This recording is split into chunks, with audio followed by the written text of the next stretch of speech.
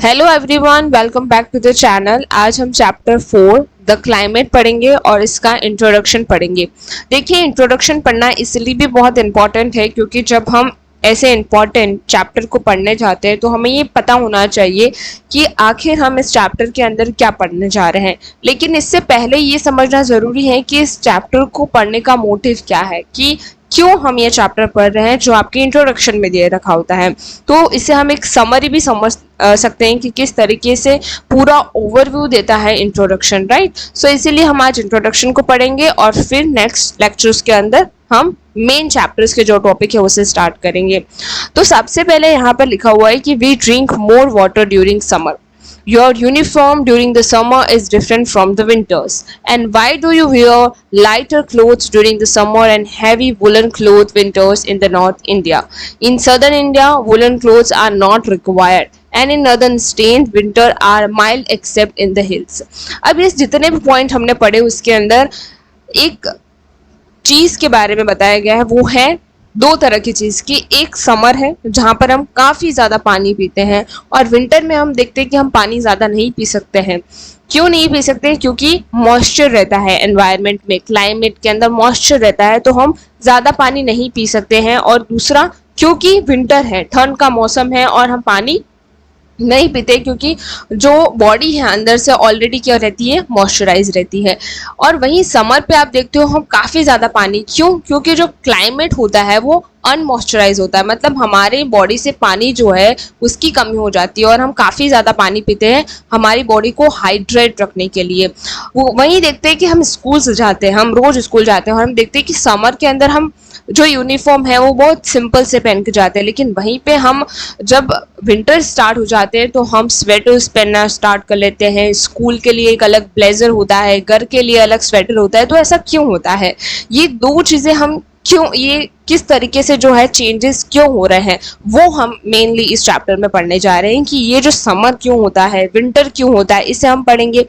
इसके बाद यहाँ बता रखा है कि हम देखते हैं कि जो समर के अंदर हम बहुत ही लाइटर यानी पतले क्लोथ्स पहनते हैं। हम सभी को पता है कि हम कॉटन के पतले पतले कपड़े पहनते हैं, है ना, शॉर्ट्स पहनते हैं, ये सारी चीज़ें।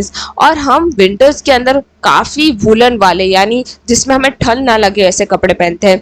तो ठंड क्यों लगती है समर के अंदर, हम पतले कपड़े क्यों पहनना प्रेफर करते हैं, ये सारी चीज़ें किससे रिलेटेड है? इनडायरेक्टली क्लाइमेट के रिलेटेड है, और वो ही हम यहाँ पर पढ़ेंगे।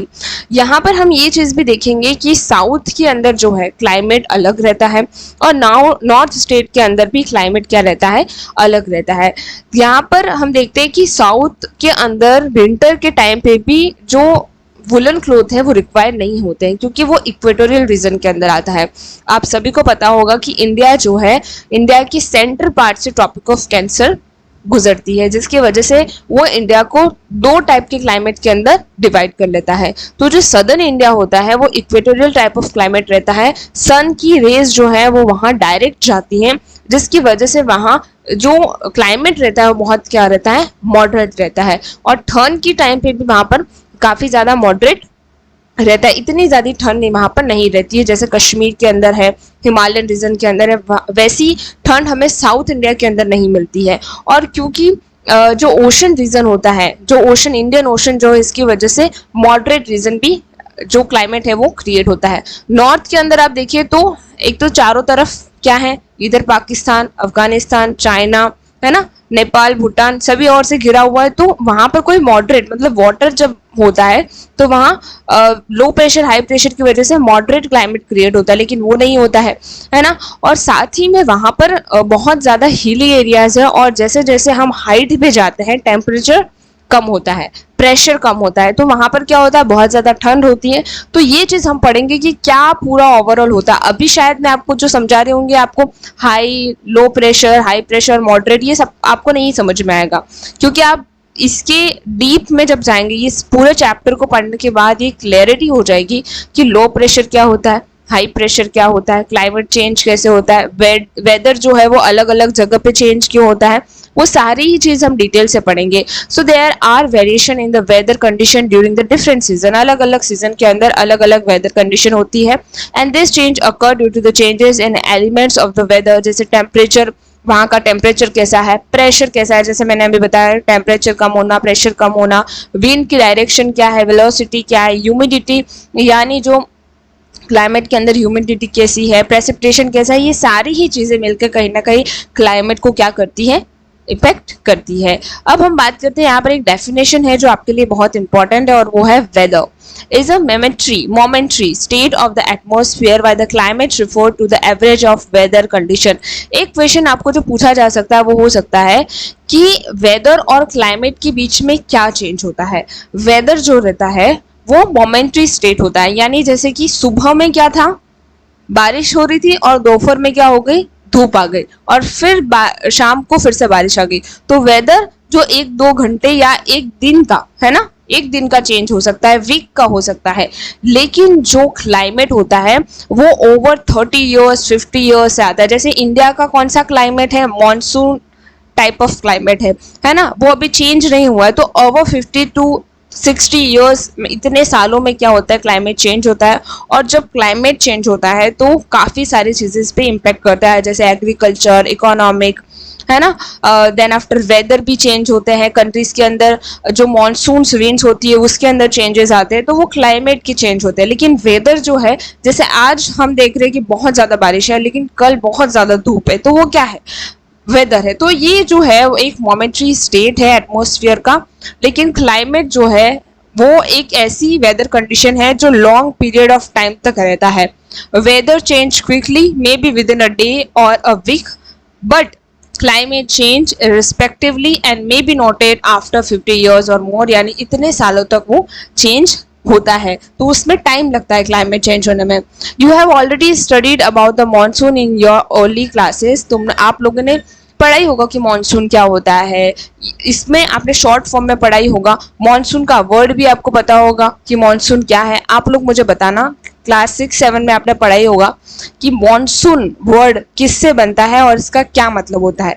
ये आप मुझे कमेंट सेक्शन में बताना, इससे मुझे पता लगेगा कि आपको कितना पता है, ताकि आगे के लेक्चर में मैं, अगर आपको नहीं पता होगा तो मैं इसको भी डिटेल से समझाऊंगी और साथ ही मैं दूसरे टॉपिक को उतने ही डिटेल से समझाऊंगी।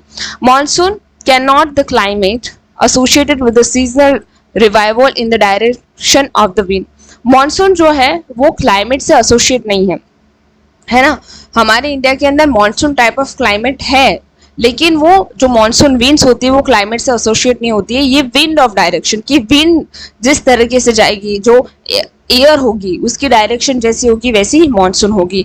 वो हम आगे जब मॉनसून को पढ़ेंगे तब आपको डिटेल से समझ में आ जाएगा। अब यहाँ पे देखिए, India has not monsoonal climate which is a prevalent climate south and south east Asian. अब ये लाइन जो है ना वो बहुत ही कंफ्यूजन कर रही होगी आपको, क्यों कर रही है वो मैं आपको बताती हूँ। देखो, मैंने अभी आपको कहा कि इंडिया जो है मॉनसून टाइप ऑफ क्लाइमेट है, लेकिन यहाँ पर बता रखा है कि India has not monsoonal climate which is a prevalent climate south and south Asian Asia. तो क्योंकि मॉनसून जो है साउथ और साउथ ईस्ट एशियन से जो एक क्लाइमेट आता है वो भी होता है, और एक साउथ वेस्ट की तरफ से भी मॉनसूनल विंड्स आती हैं। अब आपको मुझे पता है कि ये थोड़ा सा कंफ्यूजन लगेगा, लेकिन मॉनसून जब हम पढ़ेंगे तब इसे डिटेल से पढ़ेंगे, राइट। अब देखिए, इस चैप्टर के अंदर हम क्या क्या टॉपिक कवर करेंगे, जिससे आपको ये पता चल जाएगा कि आपको आगे हमसे जुड़े रहना है, हमारे चैनल को अभी सब्सक्राइब कर लेना है, तभी ये 20 पॉइंट जब आप पढ़ेंगे तभी आपको डिटेल से क्लाइमेट समझ में आएगा। हम क्या पढ़ेंगे, हम unity and diversity in the monsoon climate, यानी अलग अलग जगह पे यूनिटी किस तरीके से है मॉनसून के अंदर, क्लाइमेट कैसा है मॉनसून, हमारा जो क्लाइमेट है वो, factor related to location and relief, यानी ये जो यूनिटी है, डाइवर्सिटी है क्लाइमेट चेंज की, वो इनडायरेक्टली किससे जुड़ा हुआ है, लोकेशन से, वहां के रिलीफ से, यानी फैक्टर्स हैं ये। एयर प्रेशर जो है एक फैक्टर है, विंड है वो फैक्टर है, वो कैसे चेंज होता है मॉनसून वो देखेंगे। Mechanism of weather in the winter season के अंदर किस तरीके से क्या विंटर सीजन कैसे होता है, कैसे विंटर्स आते हैं, जो लोकेशन है सन की वो क्या है, समर कैसे आते हैं वो देखेंगे। इंडियन मॉनसून का नेचर देखेंगे, ऑनसूट ऑफ मॉनसून देखेंगे, rain bearing system and rainfalls हम इस चैप्टर में देखेंगे। ब्रेक्स इन मॉनसून, यानी वीक्स का है ना, हफ्तों का ब्रेक होता है मॉनसून के अंदर, कि 10 दिन के बाद फिर से बारिश स्टार्ट होती है। क्यों? क्योंकि वो विंड्स जो है वो कंटिन्यूसली फ्लो करती हैं और ब्रेक्स लेती है। तो किस तरीके से लेती है, है ना। इसके बाद वीम्स ऑफ द सीजन देखेंगे, किस तरीके से चेंजेस होते हैं। कोल्ड वेदर सीजन क्या है, हॉट वेदर सीजन क्या है उसे देखेंगे। साउथ वेस्ट मानसून सीजन, है ना, monsoon wind of Arabian sea, characteristic of monsoon rainfall, distribution of rainfalls, variability of rainfall, climate region of कितने रीजन्स हैं, monsoon and the economic life in India and global warming, जो सबसे ज़्यादा important है। उन सभी को ये 20 टॉपिक जो हैं वो आपके लिए इतने ज़्यादा इंपॉर्टेंट हो रहे हैं, खासकर जो यूपीएससी के लिए प्रिपरेशन कर रहे हैं। एनसीईआरटी उनका बेस है, ये चैप्टर नहीं, इस बुक से रिलेटेड जितने भी टॉपिक्स हैं, जितने भी चैप्टर हैं वो आपके लिए इंपॉर्टेंट होने वाले हैं। तो आने वाले लेक्चर के अंदर हमें 20 टॉपिक कंटिन्यूसली पढ़ेंगे, डिटेल से पढ़ेंगे। आई होप आपको इंट्रोडक्शन समझ में आया होगा, और जो भी कन्फ्यूजन है वो तभी क्लियर होगा जब हम चैप्टर को अच्छे से पढ़ेंगे। तो अपने कन्फ्यूजन को क्लियर करने के लिए अभी हमारे चैनल को सब्सक्राइब कर लीजिए, ताकि जब भी मैं वीडियो अपलोड करूं आप तक सबसे पहले पहुंचे। Thank you very much.